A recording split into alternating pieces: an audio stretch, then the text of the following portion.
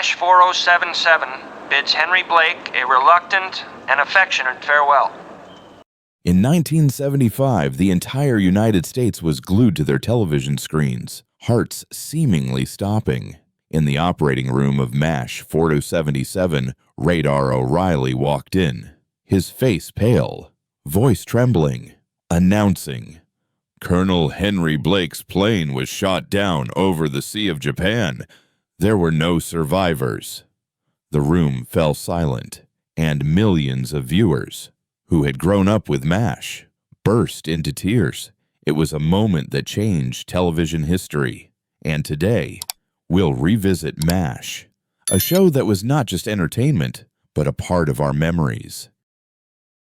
Today, the story is told through the lens of Loretta Swit, who brought to life Major Margaret "Hot Lips" Houlihan, an icon of strength and compassion. Loretta, born on November 4, 1937, in Passaic, New Jersey, was a stage actress before becoming a television star. With her talent and perseverance, she transformed Margaret from a punchline into a powerful, respected female character over the 11 seasons of MASH. Before her passing at age 87 on May 30, 2025, Loretta shared the untold stories behind the departures of her co-stars, from McLean Stevenson to Gary Burghoff. For many of us, MASH was not just a show, but a companion through tough times. So, let's sit down, as we did on those Saturday nights long ago, and explore the behind-the-scenes stories, the raw emotions, and the legacy MASH left behind. Let's go back to 1972, when MASH first aired on CBS. Set during the Korean War but released amid the Vietnam War, MASH was no ordinary sitcom. It blended laughter with tears, satirized the absurdity of war, and portrayed humanity on the edge of life and death. Based on the 1968 novel by Surgeon H. Richard Hornberger and adapted into a 1970 film by Robert Altman, the televised MASH worked miracles. It broke every rule, from using real war footage and helicopter sounds instead of laugh tracks to telling profound, character-driven stories. Loretta once said, "MASH wasn't just a show. It was a statement about compassion and resilience in the face of adversity." At the heart of the series was the 4077th Mobile Army Surgical Hospital, where doctors and nurses faced the horrors of war with wit and kindness. Hawkeye Pierce, played by Alan Alda, was the soul of the show, a brilliant but rebellious doctor always challenging the system. Alongside him were Trapper John McIntyre, Henry Blake, Radar O'Reilly, and, of course, Loretta Swit's Margaret Houlihan. But behind the glamour, not everything was smooth. Loretta, who stayed for all 11 seasons, saw many colleagues leave, and their reasons, as she shared, were often more complex than what viewers saw on screen. Let's start with McLean Stevenson, who played Lieutenant Colonel Henry Blake, the lovable but slightly flustered commander of MASH 4077. Do you remember Henry? He was the one always outwitted by Hawkeye and Trapper, yet his kind heart won us all over. McLean was an essential part of the first 3 seasons, even earning a Golden Globe for his natural, warm performance. But by 1975, he decided to leave. Loretta recounted that McLean felt his role was being overshadowed. As Alan Alda took on more writing and directing, Hawkeye became the emotional and moral center of the show, and Henry, though beloved, was relegated to the sidelines. McLean once told the press, "I wanted to be number one, the one leading the show." It wasn't arrogance, but a longing for a bigger stage where he could shine. He dreamed of his own show, where he wouldn't be the second or third choice. So, at the end of season 3, McLean said goodbye to the producers, but instead of letting Henry leave gently, perhaps transferred or married off, the producers, Larry Gelbart and Gene Reynolds, did the unthinkable. They wrote the episode Abyssinia, Henry, where Henry is discharged, joyfully hugging everyone goodbye, only for Radar to enter the operating room and announce that his plane was shot down over the Sea of Japan. That scene, dear friends, left the nation stunned. No background music, no laughter, just painful silence. Loretta recalled, "We filmed that scene with real emotions. Only Gary Burghoff, who played Radar, knew the ending beforehand to prepare mentally. The rest of us were shocked when we read the script just before shooting. I stood there, feeling like my heart was breaking too." The episode sparked intense controversy. CBS received thousands of letters from viewers, some praising its realism, others furious over losing Henry. Loretta explained, "MASH wasn't just about jokes. It reminded us that war doesn't have happy endings. We wanted the audience to feel the cost of war, that not everyone gets to go home." After leaving, McLean signed with NBC, but shows like The McLean Stevenson Show and Hello, Larry flopped. He admitted in a 1983 interview, "I took myself out of the game." When McLean passed away in 1996 at age 68, Loretta and Alan Alda expressed their regret, calling him a wonderful actor and a kind person. Next is Wayne Rogers, who played Trapper John McIntyre, Hawkeye's best friend in the early seasons.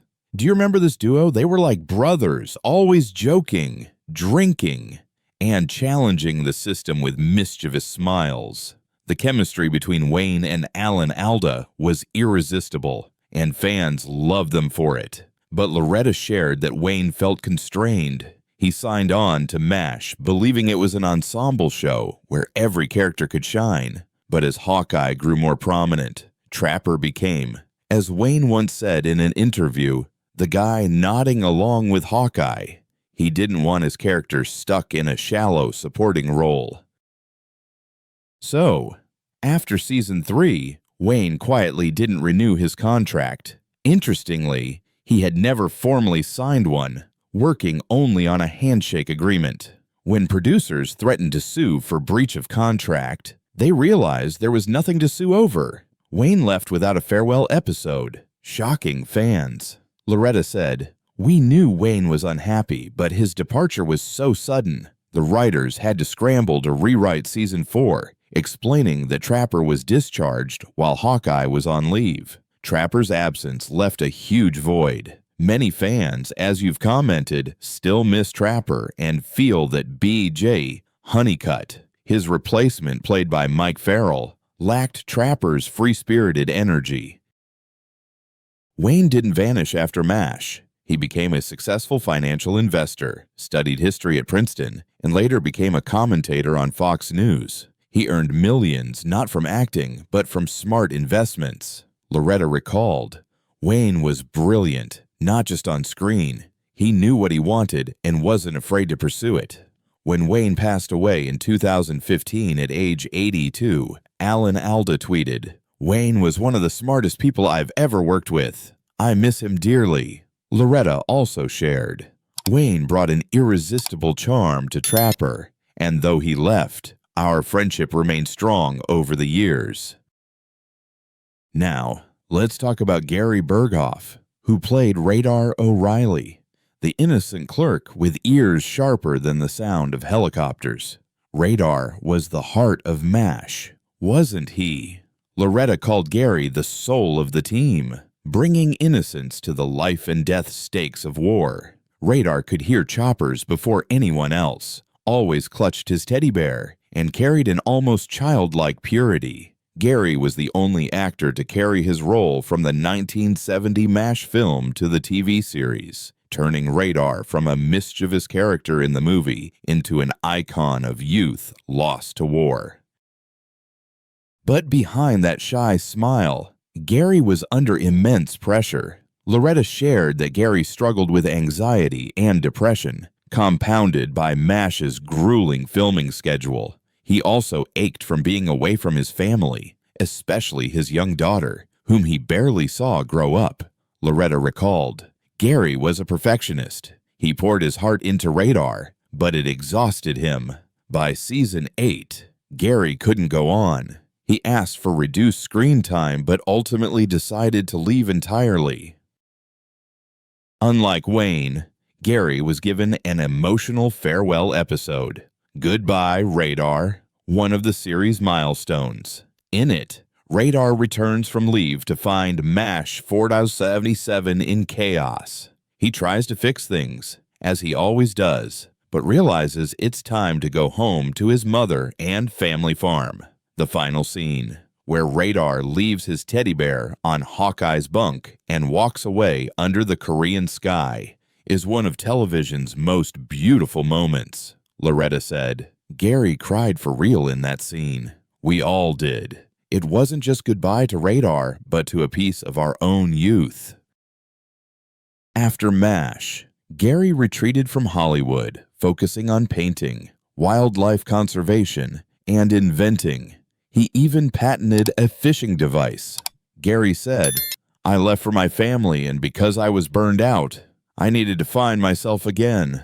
Loretta shared, Gary was sensitive, and I always respected his decision, though we missed him dearly on set.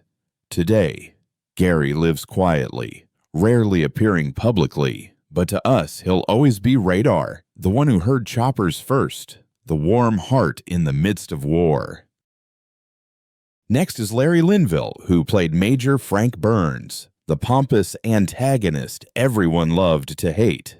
Frank was the perfect foil for Hawkeye and Trapper, obsessed with rules and entangled in a secret affair with Margaret Houlihan. But Loretta noted, Frank was stuck in a loop. As other characters evolved, Frank remained a one-dimensional coward. Larry, a talented actor with great potential, felt the role no longer challenged him. After season 5, he left, saying, I took Frank as far as he could go. Larry's departure paved the way for Charles Emerson Winchester III, played by David Ogden Stiers. Loretta described Charles as a breath of fresh air for MASH. Unlike Frank, Charles was arrogant but complex, a skilled surgeon who loved opera and fine wine but gradually revealed his vulnerabilities. Charles brought intricate moral conflicts, challenging Hawkeye and BJ in ways Frank couldn't. David stayed until the finale, leaving a memorable moment teaching POWs to play Mozart in Goodbye, Farewell, and Amen. Loretta said, David brought a sophistication to Charles that no one else could. He made us rethink war in new ways. When invited to join the spin-off after MASH, David declined, saying Charles had said all he needed to say. Loretta deeply respected David, who passed away in 2018 at age 75 from bladder cancer. She admired his courage in coming out as gay in 2009, a bold move in the entertainment industry at the time. Loretta shared, David was private, but he lived authentically. That's what I admired about him. We must also mention the supporting characters who gave MASH its vibrancy. Kelly Nakahara, who played Nurse Kelly, appeared in 169 episodes and was beloved for breaking through Hawkeye's bravado, revealing a warm, noteworthy woman. Loretta recalled, Kelly brought a sincerity that fans adored. She wasn't just a background nurse, but part of the MASH family. Then there's Klinger, played by Jamie Farr, who brought laughs with his dresses and clever schemes to avoid combat duty, but also delivered profound moments of loyalty and friendship. Father Mulcahy, played by William Christopher, was the kind-hearted priest, often underestimated, but always offering comfort in tough times. Dr. Sidney Friedman, appearing in poignant scenes, especially the finale, left a mark with his empathy and wisdom. And let's not forget Colonel Flagg, the recurring paranoid patriot whose comedic zeal, though infrequent, was unforgettable.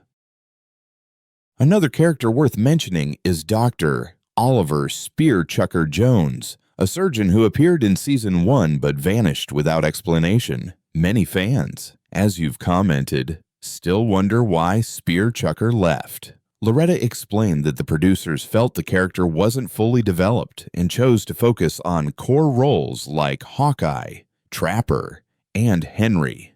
Still, his absence remains a regret for those who loved his wit and energy in the early episodes.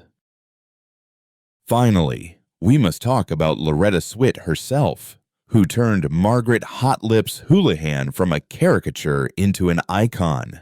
When MASH began, Margaret was mocked for her nickname Hot Lips, a holdover from the 1970 film. She was written as a stern figure, often the butt of Hawkeye and Trapper's jokes. But Loretta, with her tenacity and talent, gave Margaret intelligence, strength, and vulnerability.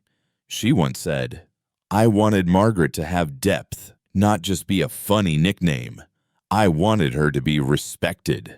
Over the seasons, Margaret became a skilled head nurse, a respected officer, and a woman who dared question the brutality of war. Loretta stayed for all 11 seasons, one of only 4 actors to appear from the pilot to the finale, alongside Alan Alda, William Christopher, and Jamie Farr. She watched colleagues leave but chose to stay, believing in MASH's message, "War may be cruel, but humanity prevails." Loretta shared that she often collaborated with writers to ensure Margaret wasn't confined to stereotypes. She wanted Margaret to represent women working in war, facing prejudice and pressure yet standing tall. In her final years, Loretta often called MASH lightning in a bottle, something unrepeatable. She was proud to be part of it, and we, the viewers, are proud to have joined her through every episode. MASH was more than a TV show. For many of us, it's memories of Saturday nights with family, laughter amid the tough years of the 70s and 80s, and a reminder of war's cost. Your YouTube comments truly touch the heart. Some shared that their father, a Vietnam veteran, loved MASH, while others noted their father, an infantryman in Korea, felt the show didn't reflect war's reality. One viewer rightly said, "No one could handle MASH if it showed war's true face." But through satire and laughter, MASH highlighted advances in wartime medicine, from surgical techniques developed in the Korean War, and the strength of friendship among people thrust into harsh circumstances. Some of you prefer Colonel Potter over Henry Blake, or Charles Winchester over Frank Burns for the stability and depth they brought. But others miss Trapper, feeling he was underrated compared to B.J. Honeycutt. One viewer noted that the show became too Hawkeye-centric, sometimes diminishing other characters' appeal. Loretta agreed that the focus on Hawkeye was a natural evolution, but regretted that some characters didn't get more chances to shine. Whichever side you're on, we all agree MASH is a singular work, an indelible part of our generation's memory. The finale, Goodbye, Farewell, and Amen, aired in 1983, an unforgettable milestone. Over 100 million Americans watched, witnessing Hawkeye, Margaret, Charles, and the others say goodbye. The moment Hawkeye looks down from the helicopter and sees "Goodbye" spelled in stones became iconic. Loretta shared that during filming, the entire crew cried, not just because the series ended, but because they knew they'd created something eternal. She recalled, "We stood there, hugging, feeling like we'd completed an unforgettable journey." Looking back, MASH didn't just change how we watch TV. It changed how we thought about war and humanity. It taught us that even in darkness, there's room for laughter, friendship, and hope. Loretta Swit, as Margaret Houlihan, gave us a powerful female role model, challenging stereotypes and inspiring millions. When she passed, the world lost a star, but her legacy, and MASH's, will live on in our hearts. Dear friends, thank you for taking the time to hear this story. If you have memories of MASH about Henry, Radar, Trapper, Margaret, or any character, please share below. Was there a moment that made you cry, like Henry's departure, or laugh out loud at Klinger's antics? Let me know. Don't forget to like, subscribe, and hit the bell so you don't miss more stories about the shows that shaped our generation. Wishing you a wonderful day, and see you in the next video.